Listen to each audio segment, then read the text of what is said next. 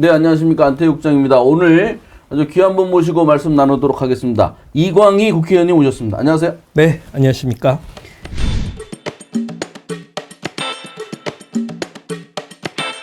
저희가 서울에서는 봤으나 오랜만이죠. 청주에서 왜 안 불러주셨어요? 아니 요새 그 이벤트가 저 당선되던 날 부르시고 지금 1년 만에 부르시는 것 같은데. 그래도 여기 와서 후보 때 울고 막 그랬잖아요. 우리 저 1년 만에 만나도 짠해. 걱정하지 마시고 어제같이 어제 그런 같은 일이 아유 새록새록하네.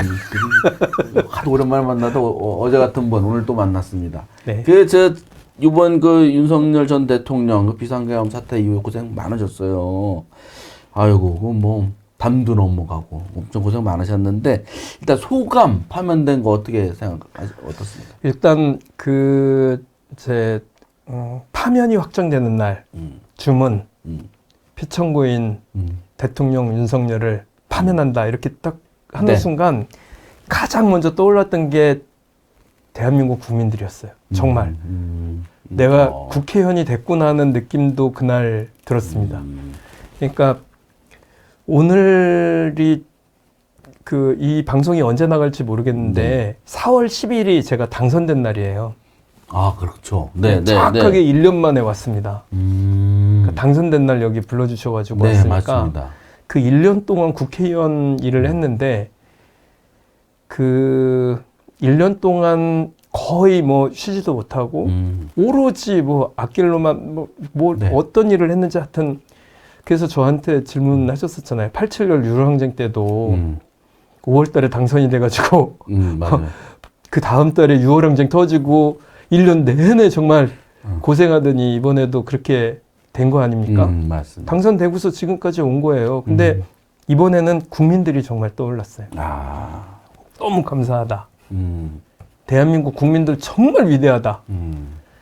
전 세계에서 인류 역사상 대통령 2명을 파면을 시키고도 그것도 민주주의적 방식으로 민주주의적인 질서와 민주주의적인 그런 그 헌법 정신에 입각해서 이렇게 파면을 2번씩이나 한 그거를 이뤄내면서 거의 폭동이나 이런 것도 거의 서부지법 폭동 사태 이후에는 그리고 내란을 종결시키려고 하는 분들은 아예 그런 거 자체를 꿈도 못 꾸는 그냥 굉장히 민주적이고 평화적인 방법으로 이렇게 이뤄낸 거 아니겠습니까? 너무 감사하더라고요. 그래 국민이 먼저 떠올랐다. 대한민국 국민이 위대하다. 오늘 절감을 이번에 절감을 했습니다. 그리고 이제 의원님은 제가 기억하기로는 윤석열 전 대통령을 내란 수괴라고 가장 먼저 말씀하셨잖아요. 근데 그 다음부터는 뭐 지금은 다 내란 수괴, 내란 우두머리는 얘기를 하는데 그때만 해도 그게 말하기가 쉽지는 않았었어요. 그러니까 이제 국회의원이 돼서 보니까 무엇에 대해서 규정을 하는 게 가장 먼저 하는 게 얼마나 힘든 일인가. 그러니까 12월 3일 날 10시 반에 비상계엄이 선포가 되고 해제가 된 게 1시 1분에 해제가 되지 않았습니까? 그런 4일이에요. 12월 4일. 그리고 그날 밤을 꼬박 지새우고 12월 5일 날 불과 몇 시간 되지 않아가지고 행안위를 열은 거예요. 맞아요. 그러니까 그때 그 행안위가 첫 번째 회의인 거죠. 저쪽에서는 다른 상임위원회 중에서도 뭐라 그러죠? 군대 국방위원회? 국방위원회가 열리고 있었고 이쪽은 행안위원회가 열리고 있었던 거예요. 이 사태를 내란으로 규정할 것인가? 그래서 내란 얘기는 사실은 이재명 대표가 제일 먼저 썼어요. 내란이 발생을 했습니다. 그런데 그러면 윤석열을 지칭을 해야 되잖아요. 그렇죠. 그래서 윤석열에 대해서 내란 수괴다. 내란의 우두머리니까 내란을 일으킨 장본인이니까 수괴다. 그것 때문에 막 옥신각신하면서 여당이 다 나가버렸죠. 그랬었죠. 그래가지고 결국은 제가 가장 먼저 내란 수괴라고. 근데 더 웃긴 거는 내란 수괴라는 말이 좀 통용이 됐는지 그 다음부터는 다 쓰더라고요. 내란 수괴라고. 처음 쓰는 사람이 좀 어렵지. 굉장히 두려웠거든요. 그렇죠. 이게 법에도 내란 우두머리가 있긴 하도 이렇게 말로 다 지칭하는 건 쉽지 않았던 것 같습니다. 쉽지 않았어요 당시에. 그때 뭐 담도 넘어가시고 내란 수괴란 말도 쓰시고 그랬는데 근데 이게 뭐 쭉 지나가면서 좀 뭐 다 쉽지만 않았습니다. 기간도 엄청 오래 걸렸고 좀 어려웠던 시기는 언제쯤 있었습니까?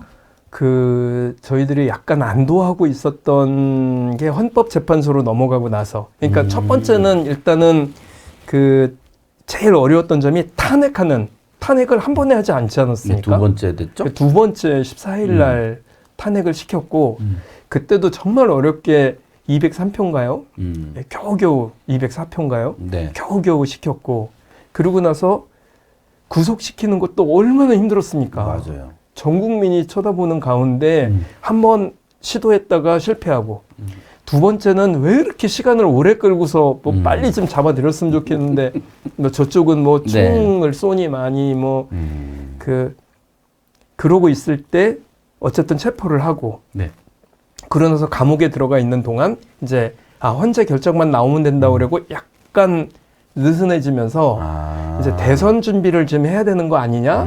그래서 여든 야든 대선 준비를 한다고 당 뭐 각종 행사들 하고 뭐 발대식 막 하고 이러고 있던 찰나에 갑자기 풀려난 거예요. 그때 가장 좀 어려웠었군요. 그때 정말 하늘이 정말 노래졌었죠. 그래가지고 전부 우리 4명 모두 청주에 있었어요. 네. 서로 연락해 보니까 빨리 올라가야 되는 거 아니냐. 그래서 한 번 12월 3일 날 밤에 한번 올라가 본 경험이 있잖아요. 그래서 서로 막 뭐 KTX 막 급하게 뭐 잡고 이래가지고 올라갔는데 1시간 40분 되니까 4명이 다 올라와 있는 거예요. 그랬습니까? 1시간 40분 만에. 대단하네요. 그래서 이게 훈련이 우리가 돼 있었구나. 근데 그리고서 청주를 거의 못 내려오고 있다가 그랬죠. 이제 이번에 파면이 되고서 내려왔는데 얼마나 꿀잠을 잤는지 일상이 이렇게 행복한지.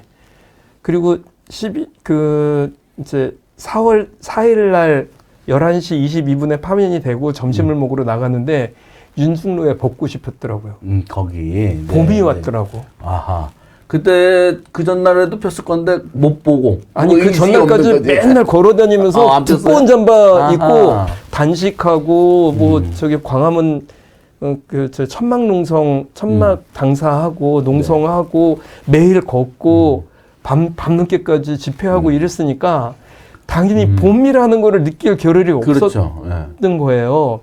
그러니까 말씀하셨던 대로 벌써 봄은 와 있는데 못 느낀 게 아니라 실제로 못 느끼고 있다가 그 점심을 먹으러 나가는 그 쏟아지는 햇빛 속에서 문득 윤중로에 벚꽃이 피어 있는 거를 느꼈고 그날 4일날 이제 저녁 때 막 급하게 당원들 우리 저기 같이 모여서 저녁 같이 먹자고 내려오는데 여기 무심초는 벚꽃놀이를 하고 있더라고요. 맞지. 윤중로가 늦게 피는 거예요. 그날 아주 벚꽃 흐드러지게 피었고 그래서 사람들이 많이 좀 봄을 느꼈죠. 네, 처음으로 봄. 네. 혹시 의원님은 이 헌법재판소의 명판결이라고 평가받던데 그 중에서 가장 주목했던 건 어떤 대목입니까? 전체적으로 처음에 이렇게 쭉 읽어 내려갔는데 너무 쉬운 말인 거예요. 너무 상식적인 말, 너무 당연스러운 말, 너무나 국민들이 그동안 쉽게 풀어왔었던 내용들을 쭉 하는데 그거 자체가 감동을 받았습니다. 처음에 말씀하시는 거부터 하나하나 조목조목 절차적인 문제 초반에 얘기하지 않았습니까? 절차에 전혀 문제가 없다.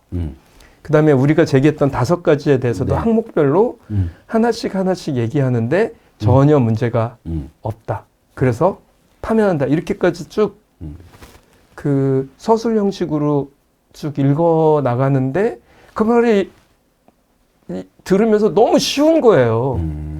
그때 이렇게 쉬운 얘기를 하시려고 몇 달 동안 이렇게 잠도 못 자고 국민들을 고통 속에 몰아넣었나 하는 원망도 좀 있고요.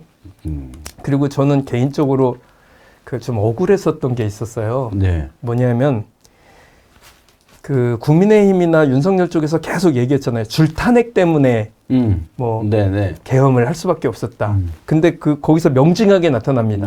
새로운 22대 국회가 들어오고 나서 2명만 그렇죠. 방통위원장과 검사 한 명에 대해서 심의 중에 있었을 그랬죠. 뿐이다. 예, 예.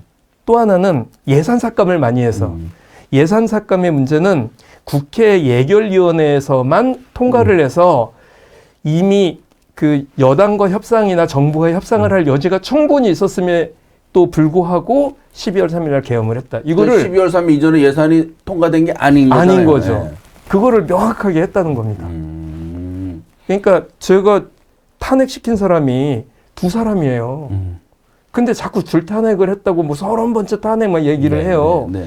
그 이후의 탄핵들은 윤석열 대통령을 탄핵을 했고 그다음에 그 법무부 장관 네. 그러니까 그 행위를 했었던 내란에 가담을 해서 빨리 이렇게 띄워놓지 않으면 안 된다고 판단했던 사람들을 탄핵을 한 거거든요. 그러면 계엄이 있기 전에 탄핵은 2명 한 거예요.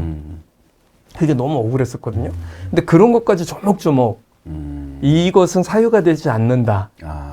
이런 얘기를 하면서 그 발표를 하셨는데 헌법재판관들이 너무나 당연한 얘기를 상식적으로 제 억울함을 풀어주셔가지고 억울했었는데 이게 사실이 아닌데 자꾸 네, 왜 그러냐면 탄핵이다 예산 뽑거다 뭐 이렇게 하니까 저는 22대 국회잖아요. 네. 그러면 그 줄탄핵이라고 하는 건 21대가 한 거 아닙니까? 줄탄핵에 대한 평가를 총선 때 했잖아요. 네. 그랬죠. 총선 때 해서 우리가 당선이 됐는데 총선 때 국민들은 어떻게 봤냐면 그런 탄핵이 있음에도 불구하고 민주당을 180석이 넘게 뽑아준 거예요. 그럼 의원님이 국회에 가서 탄핵한 사람은 몇 명이에요? 방통위원장하고 검사 하나. 2명. 그러니까 방통위원장 하나일 겁니다. 정확하게 제가 기억이 안 나는데 왜 그러냐면 한 명은 그 검사 한 분은 우리가 그 탄핵을 했는지 아니면 하여튼 그 선상에 놓여 있었던 것 같아요. 윤석열 전 대통령은 그전 것까지 다 모아서 이제 얘기한 거고. 예. 근데 그분이 판단을 이제 변명거리로 만들었던 게 그것에 대한 국민적 판단은 이미 22대 총선 때 있었어요. 그렇죠. 그리고 뭐 헌법재판소에서도 22대 총선 과정에서 국민을 설득할 시간이 있었는데 네, 충분히 있었던 왜 거죠. 개엄을 했냐? 네. 이렇게 그래서 지적을 했죠. 내가 들어와가지고 윤석열 대통령이 야당에 뭔가를 뭐 법안을 통과시키기 위해서 요구를 하든가 정책을 만들기 위해서 혹은 예산을 통과시키기 위해서 뭔가의 노력을 단 한 채로 또 한 적이 없어요. 법을 하면 다 시행령을 만들어서 우회해서 빠져나가거나 이런 식으로 그 국회를 통과해서 될 수 있는 국회를 통과하지 않고 다른 방식으로 편법을 써서 일을 하는 방식으로 했고 네. 그리고 제가 22대 국회 들어가서 1년 동안 느낀 건 하고 싶은 일이 없으신 분 같았어요. 그 정부가 하는 거 보면 한 건도 제대로 뭐 이렇게 계획서를 가지고 온 게 없어요. 그래서 야 윤석열은 도대체 왕이 되려고 그냥 자기가 그 직위를 가지고 그 가장 높은 자리에서 그 직위에 대해서 대통령 놀이만 하려고 대통령이 된 사람 아닌가? 이런 생각을 개인적으로 하고 있었습니다. 그렇군요. 참 아이고. 그런데 이제 파면이 돼서 갑자기 이제 대통령 선거를 하게 됐습니다. 네. 근데 요새 이제 뭐 차차 여쭙겠습니다만 이거 어떻게 됩니까? 그 뭐 한덕수 권한대행, 최상목 전 권한대행 이런 사람들 마은혁 재판관 임명도 안 했잖아요. 그리고 지금도 이제 말씀하시는 대로 내란 비호, 동조 또는 선동하는 세력들이 여전히 남아있다는 국민적인 지적이 많은데 선거랑 이게 겹치면서 일단 선거 먼저 해야 되나요? 어떻게 되는 건가요? 지금 이제 선거가 탄핵된 날로부터 60일이니까 벌써 며칠이 지났습니다. 네. 50여일밖에 안 남았어요. 그래서 이런 상태로 이제 현재 대통령 선거 판을 좀 잘 볼 필요가 있거든요. 크게 보면 두 가지를 극복해 나가면서 치러야 되는 대선이에요. 네. 한 가지는 내란 세력을 척결을 해야 되는. 왜 그러냐면 국민들도 이미 내란에 대해서 선전선동하고 있는 세력이 생긴 상황이거든요. 네. 그게 한편으로 보면은 국민의힘이 사과를 했다고 하지만 1호 당원인 윤석열을 제명하지 않고서 사과를 말로만 하는 거는 등 뒤에 칼을 숨기고 앞으로 미안하다고 하는 거하고 다를 바가 없다고 생각하거든요. 여전히 내란 세력은 그렇게 징검징검 다니고 있고 바깥에 네. 그리고 자기들 2번의 메시지가 나왔는데 2번 다 선동하는 내용이에요. 사과하지 않습니다. 그런 상태에서 국민의힘이 사과를 한다는 게 무슨 의미가 있겠습니까? 그래서 그런 부분이 있고 또 하나는 전혀 수사가 되지 않은 부분들이 있어요.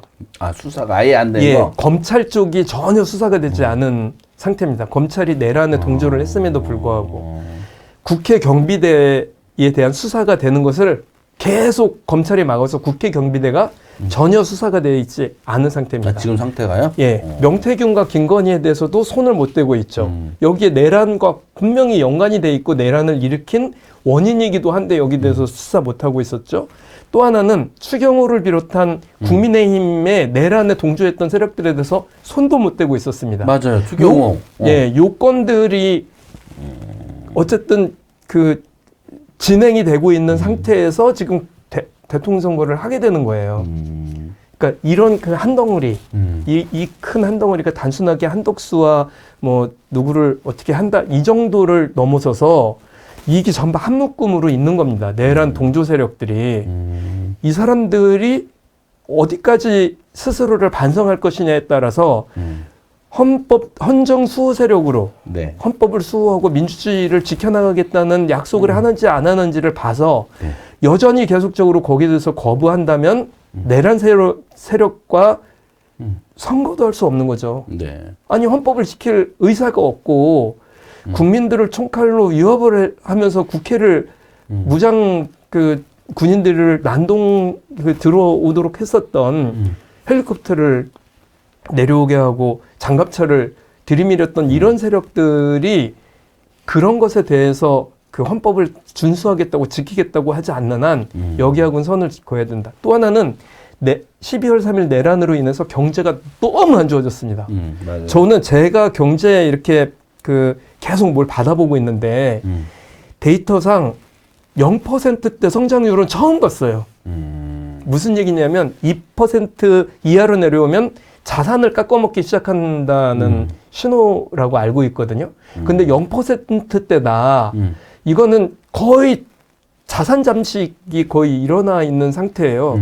그러니까 성장률을 2% 되면은 우리 자산 가지고 버틸 만큼 버티는 수준인 거고 아하. 밑으로 내려오면은 우리 자산을 전부 깎아먹어서 성장 동력을 잃어버리는 걸 의미합니다. 0%까지 내려온 거예요. 0%는 실질적으로 마이너스다 이런 거잖아요. 그죠? 완전 마이너스인 거죠. 2% 이하로 되면 자산을 깎아먹는 이런 그러니까 지금 이제 처음에는 밖에 나가서 우리 서원구에도 수많은 상가들이 공실이 되고 폐업이 속출하고 이렇게만 봤는데 그 정도가 아니라 수출 기업들은 수출 기업대로 다 손 놓고 있고 오로지 크게 보면은 반도체 수출 말고는 나머지는 다 떨어진 거예요. 맞아요. 네.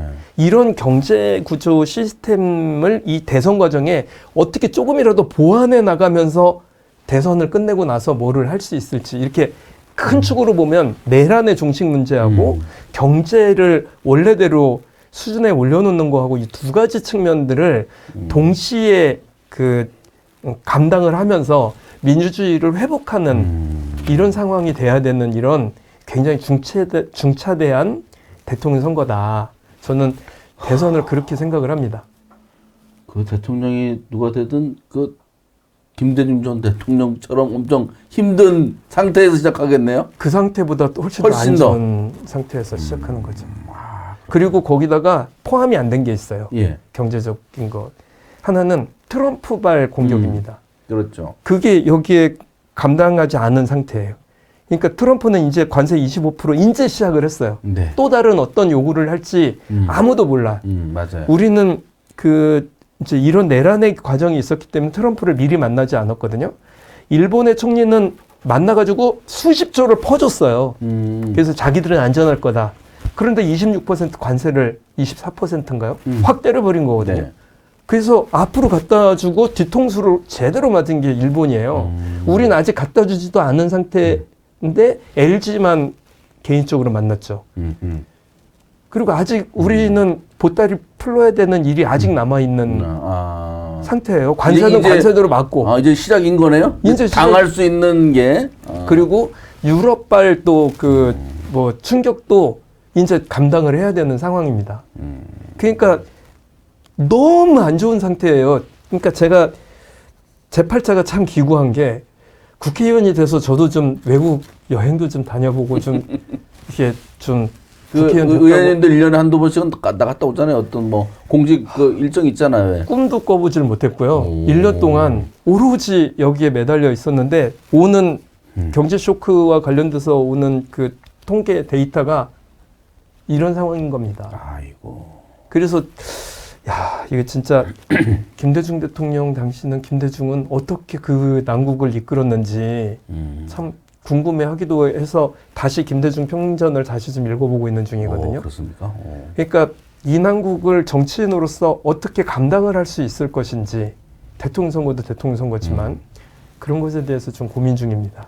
알겠습니다. 그런데 어제 우원식 국회의장이 조기 대선하면서 개헌을 위한 국민투표를 하자 이런 이제 제안을 해가지고 또 솔깃한 사람도 있고 이게 뭔 얘기야 이런 분도 있더라고요. 의원님 생각은 어떠십니까? 저는 페이스북에 바로 올리셨더라고요. 네, 바로 반대한다고 올렸죠. 그 이유는 한 3가지 정도 되는데 첫 번째는 50여일밖에 대통령 선거가 남지 않아서 그 사이에 뭔가 할 수 있는 시간적 여유가 거의 없습니다. 두 번째는 내란 세력의 척결이 되게 중요합니다. 지금 개헌을 하기 위해서는 국민의힘과 같은 탁자에 앉아야 되거든요. 상대 탁자에 아직 저쪽에 반성도 하지 않고 헌법을 유린한 것에 대해서 지금까지 두둔해왔었던 그 자들이 같은 테이블에 서서 헌법에 대해서 논의를 한다?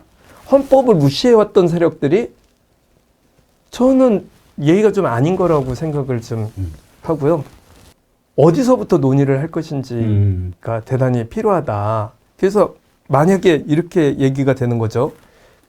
하나만 가지고 합시다. 그러면 좋아요. 4년 중임제로 갑시다. 딱 그거 하나만 놓고 합시다. 이러면 저쪽이 안 받죠. 저쪽의 요구는 애초부터 이재명이 될 가능성이 높으니 이재명이 임기 단축을 한다는 거를 기본으로 하는 개헌이란 말이에요.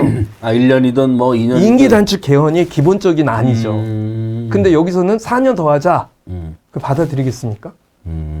4년만 하고 또 선거에 나가서 미국처럼 2번 할 수 있도록 하자면 받아들이겠냐고요. 국민의힘 쪽에서? 예. 여기는 한 번만 해야지 왜 또 하냐라는 거니까 국민의힘 쪽에서 그렇게 얘기할 거니까. 국민의힘은 한 번이 아니라 임기 단축을 해서 3년만 하도록 하자 이렇게 생각을 하는데 4년 더 하자고 하면 그걸 받아들이겠냐고요. 안 받아들이겠죠. 처음부터 이게 임기 단축 개헌을 계속 공언을 했었던 세력들이고 또 하나는 그 개헌을 얘기했었던 사람들 그 국회에서 개헌 뭐 사진 찍은 사람들 보면 이번에 내란 사건에 대해서 단 한 번도 시위에 나서거나 반대적인 얘기를 거의 안 한 사람들이에요. 정대철 회장부터 시작해서 거기에 계신 분들이 비상계엄을 터뜨린 이런 내란 사건에 대해서 분노를 표시하지 않은 분들만 앉아 있어요. 처음에 내란의 와중에서 자꾸 개헌하자고 얘기하신 분들이거든요. 그러면 의도를 의심할 수밖에 없는 거죠. 그러면 비상계엄과 내란에 대해서는 관대하고 그거는 용납할 수 있는데 이재명이 5년간 대통령 되는 건 안 돼. 이렇게 얘기를 해온 분들이 저희가 있다. 이재명 대통령의 그런 저희를 있다고 생각을 할 수밖에 없는 상황이라는 거죠. 거기에 우원식 의장이 왜 올라탔는지는 잘 모르겠습니다. 거기 아까 말씀하신 그 개헌 세력 중에 이시종 전 지사도 있던데요? 저는 이시종 지사는 시종일관 개헌을 주장을 해왔던 분이에요. 그리고 국회의 헌정회에서 개헌 담당 특기위원인가 그래서 상근을 계속 매일 출근을 하셨던 분이에요. 평소에. 근데 이제 그분이 얘기하는 것은 그 도지사 때도 상원을 두자는 거였잖아요. 맞아요. 예. 상원. 근데 그와 관련돼서 제가 어디 가서 한 번도 얘기한 적이 없는데 저는 쌍수들어 반대하거든요. 상원을 두는 거.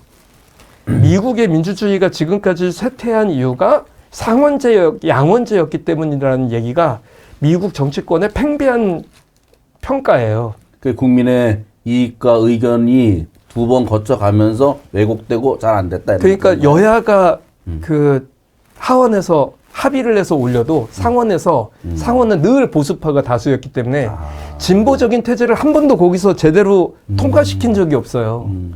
그러다 보니까 우리의 법사위하고 비슷합니다. 상임위원회에서 여야가 합의해서 올리면 없애는 거 아시죠? 네. 우리는 이미 법사위라는 상원을 가져봤어요. 이해가 잘 되네요. 예. 네. 그런데 그분이 계속 주장했던 건 뭐냐 하면 지역의 의견을 그 국회에 반영을 시키기 위해서는 상원은 뽑을 때 그 지역별로 2명씩, 3명씩 뽑거든요. 그러니까 충북에서도 3명을 뽑는다 그러면 각 17개 지자체, 광역지자체에서 2명씩, 3명씩 뽑는 겁니다. 그래서 지방의 의견이 서울도 3명, 경기도도 3명이니까 똑같이 반영이 될 거다라고 얘기를 하는데 그분들이 지역의 문제만 천착을 하는 게 뽑힐 땐 그렇게 뽑힐지 몰라도 그 예컨대 이제 헌법재판소가 그렇게 되면 없어질 수도 있는 거죠. 왜 그러냐면 여기서 탄핵이 올라가면 상원에서 결정을 하는 거니까. 근데 그 정치색을 뺀 법관들이 만든 헌재도 정치적인 그런 거에 흔들리는데 상원 여기는 아예 정치인들이 들어가 있는 곳인데 누가 더 맞냐에 따라서 만약에 이번에 개헌이 이렇게 돼가지고 상원이 만들어졌어요. 이번에 군사 쿠데타를 어쨌든 일으켜가지고 내란을 일으켰지 않습니까? 이거 상원에 올라갔으면 통과될 수 있었을 거라고 생각합니까? 파면됐을 거라고 생각합니까? 저는 상원 반대입니다. 알겠습니다. 예, 그 얘기를 어디서 하고 싶었는데 잘하셨습니다. 오늘 처음 이제 하게 됩니다. 이시영 전 지사 그 맞아요. 그 상원 주장했었는데 예, 잘 이해가 됐어요. 예, 그분은 그 도지사 때부터도 계속 주장을 했는데 제가 얘기를 못 하고 있다가 언젠간 한번 그 토론이 되면 이에 대해서 내가 토론자로 나서겠다고 작심을 하고 있었습니다.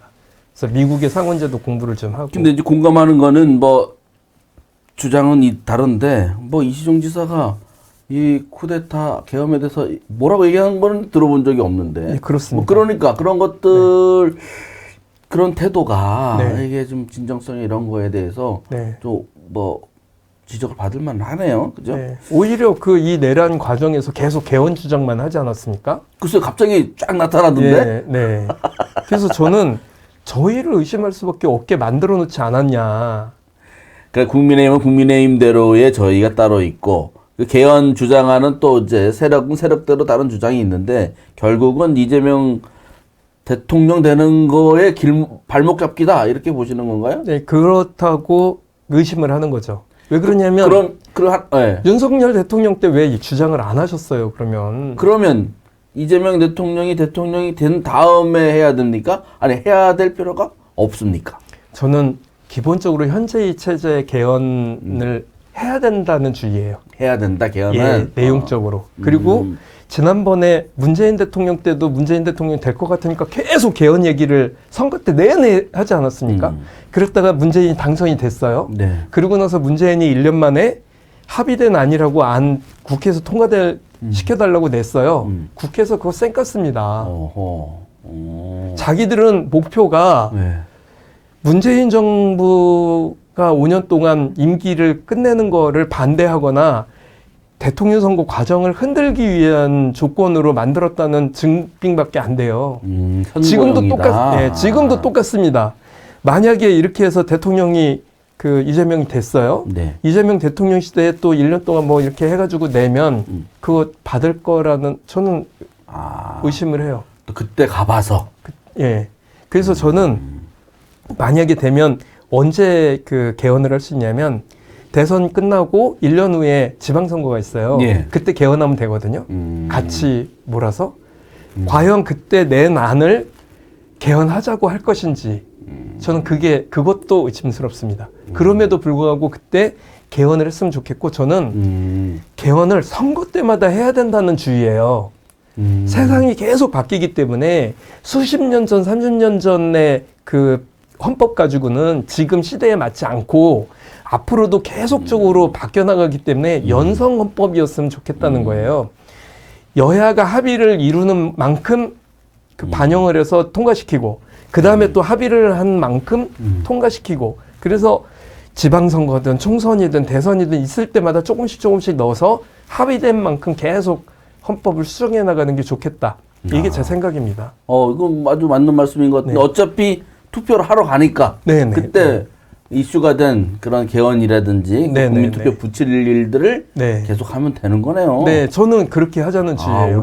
우리는 보통은 이제 되게 묵직하게 생각을 해서 개헌하면 이거 엄청 중요한 건데 총의를 모아서 뭐 한꺼번에 해결해야 된다고 생각했는데 듣고 보니까 또 그렇지도 않습니다. 개헌의 문제를 자꾸 정략적으로 이용하려고 하면 정말 개헌이 필요한 부분들에 대해서 이렇게 발목을 잡히게 되는 이런 일이 발생을 해요.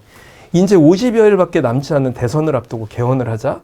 그럼 저는 여야가 합의될 수 있는 딱 하나, 그러면 글쎄 그 임기와 관련된 거 이런 거 다 차치하고 그 국민 헌법, 헌법을 개정하기 위해서 국민 투표를 해야 되잖아요. 네. 국민 투표 과정이 약간 헌법을 수정을 해야 될 부분이 있어요.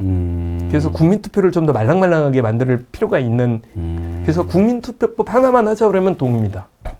그거는 여야가 정치 세력이 누구도 동의 안 할 일이 없는 거니까요. 그렇게 해서 연성헌법으로 만들면 이번에 그것만 그 안에 하나만 더 투표용지 하나만 더 있으면 찬반하면 되는 거 아닙니까? 근데 그렇게 해도 문제는 있어요. 뭐냐면 사전 투표하는 사람들은 투표를 못할 가능성이 되게 높습니다. 일정상. 여러 가지 상. 그래서 그래서 지금 이제 첫 번째로 얘기했던 과연 이 기간 동안에 될 수 있을 것인가에 여긴 걸리는 거죠. 하게 돼도. 알겠습니다. 아주 헌법재판관처럼 알기 쉽게 말씀을 해주셔서 고맙습니다. 개헌 얘기 여기까지 해보고요. 이제 또 당면한 얘기죠. 대통령 조기 선거, 대통령 선거가 이루어지는데 민주당은 어떻게 일정이 어떻게 되고 있고 지금 도당위원장이기도 한데 특정 누구를 또 지지하거나 이러기 어려우실 테고 그래도 이제 판세라고 할까? 당내 판세. 이거 어떻게 보세요? 판세보다도 준비 상황을 좀 말씀드리는 게 좋을 것 같아요. 어저께 이제 지역으로 내려온 우리 청주권에 있는 국회의원들 4명이 모였습니다. 원래 5분이 모여야 되는데 한 분은 이제 원내 부수석이다 보니까 워낙 바빠요. 당의 일을 해야 돼서. 그래서 일단 도민들에게 감사 인사하는 기자회견을 내일 하자. 그다음에 금요일 날쯤 되면 우리 그동안 도당위원장을 했거나 도지사를 했었거나 도의회 의장을 했었던 분들이 상임 고문이거든요.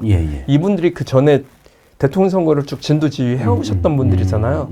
그분들의 의견을 좀 청취하는 의미에서 그분들하고 간담회를 준비하자.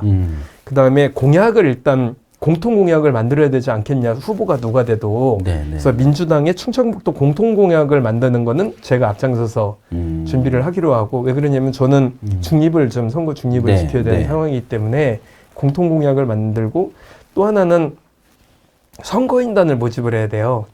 자꾸 이제 여러 가지 설들이 많거든요. 조국당에서 오픈 프라이머리 얘기했잖아요. 그거 얘기했죠. 그런데 민주당은 오픈 프라이머리를 하고 있어요.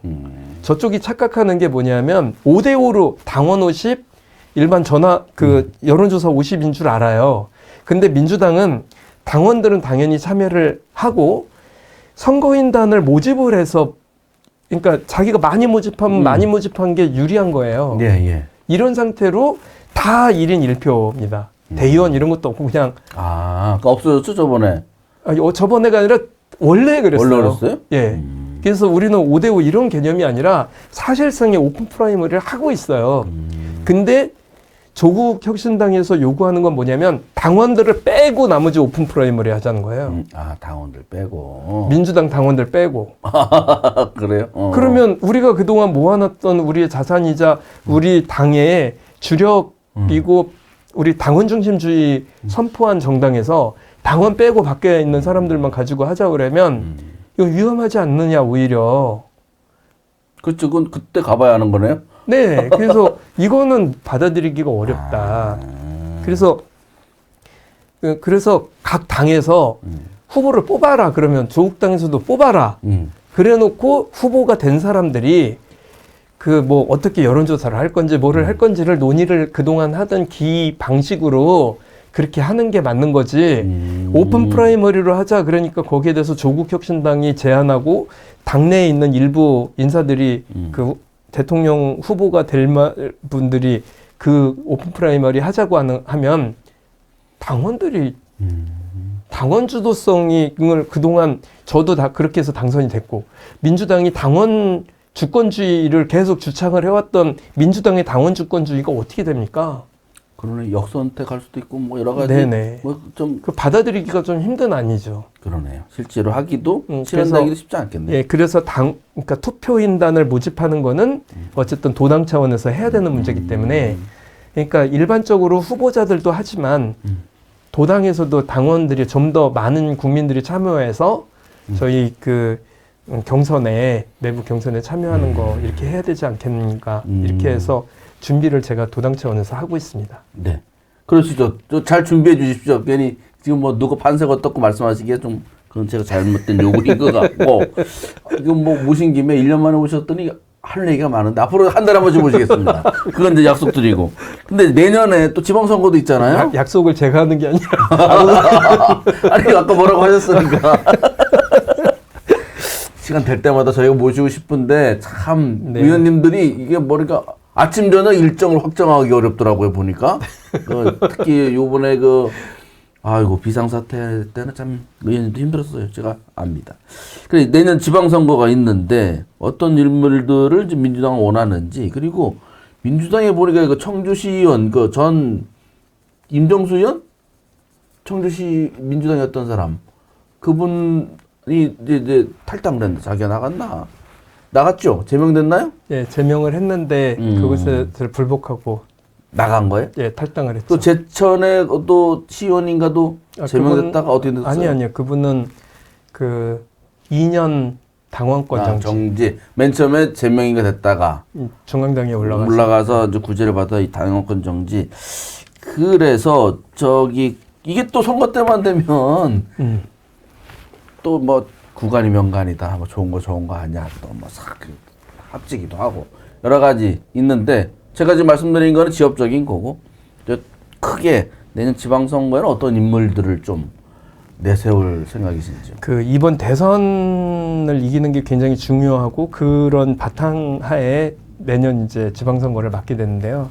제가 중심으로 생각하는 건 이번에 저에게도 지금 굉장히 많은 얘기들이 오는 게 소위 보수 우파들이 갈 곳을 잃었다. 근데 그 보수 우파라고 지역에서 굳이 생각을 해보면 제일 많은 분들이 경제 활동을 하는 경제인들이 주로 많아 보여요. 그래서 일단 이번 대선 과정에서 이분들을 어떻게 우리가 끌어안느냐. 그러니까 중도 우파라고 하시는 분들, 경제를 담당하셨던 분들, 주로 스윙부터이기도 하고 또 내심적으로는 국민의힘에 쏠려 있었는데 지금 너무 나간 국민의힘은 반대하는 이런 입장을 가진 분들의 뜻을 어떻게 받아들이느냐가 이번 대선을 준비하는 데 굉장히 중요한 과제이고요. 이분들 중에서 실제로 정치적으로 있었던 분들은 민주당에 입당을 타진하는 분들도 있어요. 아, 그래요? 언제부터입니까? 4월 4일 이후부터입니까? 어쨌든 예. 그리고 또 한 축은 이번에 광장을 만들었었던 분들이 청년층이 많습니다. 20, 30대가 굉장히 많은데 이분들을 또 어떻게 우리가 조직적으로 받아안느냐 이런 과제가 있어요. 근데 여기하고 시민사회를 받아안는 문제는 2016년도에 촛불 시위 이후에 민주당이 광장의 요구를 받아들이지 않아서 윤석열이랑 괴물을 탄생시킨 원죄가 있는 거 아니냐는 얘기를 계속 원죄론을 받아왔죠. 네. 이번에도 광장의 요구를 받아안지 않으면 당신들은 안 돼. 이런 이제 비판적 여론들이 되게 많아요. 그래서 요걸 어떻게 다 받아내느냐가 도당위원장인 해필이면 제가 해야 될 이번 대선에서 역할인데 이걸 받아안는다는 건 내년 지방선거와 연관이 있다고 봐야 되는 거죠. 아, 그러네요. 예. 요번에 탄핵 집회에서 보면 민주당한테도 뭐라고 하는 연사들이 있었어요. 예. 사회 대전환 이런 걸 해야 되는데 그 시격에서 이번에 그래서 탄핵된 다음에 민주당이 대통령 되면 또 옛날 같이 네, 그럴 맞습니다. 거 아니냐? 네, 어? 네, 맞습니다. 이거에 대해서 걱정을 많이 하시던데 네. 그런 거를 이제 당에서도 잘 느끼고 계시는 거죠. 그럼요. 예, 그리고 그 이번에 새로 들어간 사람들, 특히 이제 저 같은 경우는 광장의 요구를 제대로 반영하지 않으면 민주당은 안 된다. 이런 요구들을 계속적으로 하고 있고 광장의 요구를 받아들이기 위해서 토론도 굉장히 많이 했었어요. 그래서 그 송재봉 의원이나 이런 분들은 계속 그런 토론들을 계속적으로 만들어 갔었던 분 중에 한 분이고요. 그래서 그런 내용들, 그 다음에 그 이강일 의원이나 이현희 의원은 경제 전문가들 아닙니까? 네. 국토위도 그렇고 정무위도 그렇고 그러다 보니까 그런 이제 배달 뭐 이렇게 플랫폼 노동자들 뭐 등등 문제를 계속적으로 받아내려고 그동안 노력을 해왔었어요. 그래서 그런 문제들을 어떻게 그 받아낼 것인가. 이게 이제 이번 대선과 지방선거하고 얽혀 있는 끈이에요. 결국은 이걸 받아들이면서 전에 노동자 중에 한 분을 도의원 비례대표로 만들고 뭐 여성 쪽에 있던 분들을 또 비례대표로 모시고 오고 이랬었던 것처럼 그 지방선거 전반에 걸쳐서도 그런 게 반영이 되도록 해야 되잖아요. 그러기 위해서는 이번 대선 과정에서 누가 열심히 했느냐. 이번 투쟁에 지금은 이제 당내에선 보이거든요. 이번 투쟁을 이끌었었던 충청북도에서 제일 열심히 싸웠던 사람들이 누구냐가 딱 드러나고 있어요. 이번은 중앙당에서 기초광역의원들까지 다 모아가지고 계속적으로 뭔가 투쟁을 해왔기 때문에 그리고 그분들이 역대급의 당에 대한 헌신을 보여줬었어요. 그게 곧 그 내란 세력과의 투쟁의 과정이었고 실제로 스티로폴 하나 가지고 그 추운 땅바닥에서 국회에서 그 이틀이나 자고 막 그러니까 너무너무 고생들을 많이 하셨죠. 그런 과정들을 당원들이 다 봤단 말이에요. 네. 더 열심히 한 단식하고 뭐 머리 깎고 누가 했는지를 다 알아. 그러면 이분들하고 그 다음에 새롭게 들어오는 이 대선 과정에서 들어온 분들하고 이런 분들이 서로 경쟁하지 않을까.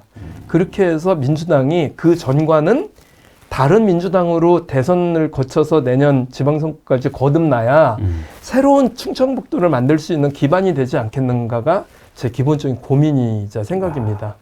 새로운 인재도 영입해야 되고 네네. 또 중도 확장도 해야 되고 또 헌신적으로 투쟁했던 분들도 네, 챙겨야 되고 그 차순회 위원장님, 서원구 여성위원장님 네네네. 뭐 단식 오래 해가지고 병원에도 실려가고 처음에 다들 한 그럼 그분 내년에 어떻게 자리 하나 의원 하는 거예요? 그 경선에 참여를 하시겠죠. 경선에. 네. 그러니까 그래가지고 제가 의문한다고 하지는 맞는 말씀. 기본적인 거는 다 제가 저랑 친한 분들이 슬쩍슬쩍 얘기도 하실 거 아니에요. 제가 처음에 도당위원장 되면서부터 계속 그랬습니다. 미안한데 경선으로 간다. 경선. 다 경선으로 간다? 네, 다 경선으로 간다. 알아서 해라. 네. 근데 당원들이 볼 것이다. 이거를 당원들에게 계속 얘기를 해와서 당원들이 내가 찍어야지. 내가 누군가 밀을 거야. 이런 거를 스스로 판단을 하는 지경까지 오지 않았나. 공정하게 위원장님은 얘기를 한 거네요. 그죠? 네네. 미리 얘기했으니까 그걸 잘 수행했을 분하고 아닌 사람하고. 서원구의 당원들 중에 서울을 한 번이라도 갔다 왔거나 이런 분들을 따로 이렇게 방을 계속 이렇게 관리를 해야 되니까 모아놓은 게 있어요. 거의 수백 명이에요. 그분들은 누가 더 열심히 투쟁했는지 서로 잘 알죠. 저는 그분들이 우리 서원구의 주축 당원이 돼서 여론을 몰아가지 않을까라는 그런 생각을 가지고 있습니다. 근데 우리만 그런 게 아니라 모든 지역위원회에 그렇게 된 거죠. 말 나온 김에 좀 시간 지났습니다만 그래도 시간 너무 많이 하는 것 같은데. 아니 오늘따라 아주 뽕을 뽑는 것 같은데. 1년치라. 아니 요새 한간 나오는 얘기가 이건 뭐 여야가 마찬가지인데 민주당 도지사 후보를 네. 서울에서 꽂는 거 아니야? 청주시장까지 꽂는데 이런 얘기가 좀 막 나와요. 이게 원칙적인 얘기인 건데 이런 거에 대해서 도당 위원장님 입장으로는 어떻습니까? 도지사 후보는 도당에서 하는 게 아니라 중앙당에서 하다 보니까 네. 뭐 이런저런 얘기가 나올 수 있을 거라고도 생각이 듭니다. 근데 그것도 경선을 안 거치고 하는 거는 불가능할 겁니다. 누가 설사 꽂힌다고 하더라도 경선해야 될 겁니다. 뭐 예를 들어 중앙당 입김이 작용해서 예. 뭐 이렇게 나온다 하더라도 그 사람이 무혈 입성하거나 이런 거는 그런 거는 없고. 없을 겁니다. 지난번에 영입했었던 신용한 교수도 결국은 경선에서 떨어진 거잖아요. 네. 이번에 청주시장도 그렇고 다 경선할 거기 때문에 뭐 열심히 뛰어라. 내가 경선은 보장한다. 이렇게 계속 얘기를 해왔는데 누구를 단독으로 줄 수는 없는 상황 아닙니까? 근데 제가 이런 말씀 드린 이유는 좀 뭐 누구든 갑자기 내가 고향을 위해서 봉사하겠다고 나타나는 사람도 있을 수 있잖아요. 봉사를 저는 누누이 말씀드렸죠. 봉사는 다른 식의 봉사 많고 권력을 갖는 거는 봉사가 아니라 욕심이라고 욕망이라고. 그러니까 여기 지역에서 열심히 하는 사람도 있는데 굳이 갑자기 나타나가지고 짜잔 하고 나타나는 그런 경우가 또 발생할까봐 그거 별로 안 좋더라고요. 네, 그래서 그런 욕망의 투여는 그거를 가지고 봉사라고 절대 얘기하지 말라. 이게 그동안 제가 저야말로 그 피해를 가장 많이 당했던 사람 아닙니까? 오랫동안? 예. 그래서 늘 해왔던 얘기이기 때문에 제가 도당위원장으로 있는 그런 거는 최대한 좀 안 생기도록 노력을 하겠습니다. 자, 알겠습니다. 오늘 긴 시간 동안 말씀해 주셔서 감사드리고요. 마지막으로 이번 탄핵과 파면 국면에서 어떤 도민이든 다 힘들었어요. 그렇죠? 이분들의 위로 말씀 부탁드리겠습니다. 대한민국은 다시 한번 고난을 극복해야 하는 이런 상황에 처해 있고 또 도민 여러분들께서 합심하고 노력해 주셔서 이 재난에 가까운 이런 난국을 돌파할 수 있었다고 생각을 합니다. 저는 너무너무 여러분들이 자랑스러운 게 우리가 민주주의적 방식으로 지금까지 헌법에 적혀 있었던 헌법의 내용대로 우리가 이 난국을 극복할 수 있었던 점에 대해서 자부심을 느끼고 도민 여러분들께 다시 한번 감사드리고 싶습니다. 이제 저희 정치권에서 혹은 민주당에서 감당해야 될 그 양쪽으로 분열되어 있는 이런 그 도민들의 의식을 하나로 합심시키는 일, 그다음에 경제적으로 어려운 이 경제 난국을 돌파하는 일, 새로운 민주주의를 세워나가는 일, 이런 일들을 앞장서서 지금까지처럼 하겠다는 약속 드립니다. 하여튼 그 긴 시간 동안 너무너무 고생하셨고 마음고생 특히 심하셨을 거 알고 있습니다. 하여튼 감사드리고 고맙습니다. 네, 오늘 아주 긴 시간 동안 모처럼 만나서 회포를 좀 풀었습니다. 그 저기 매블쇼 유명한 데도 가시고 테이도 가실 거예요. 나와주시기 바랍니다. 네. 가겠습니다. 고맙습니다. 네, 고맙습니다.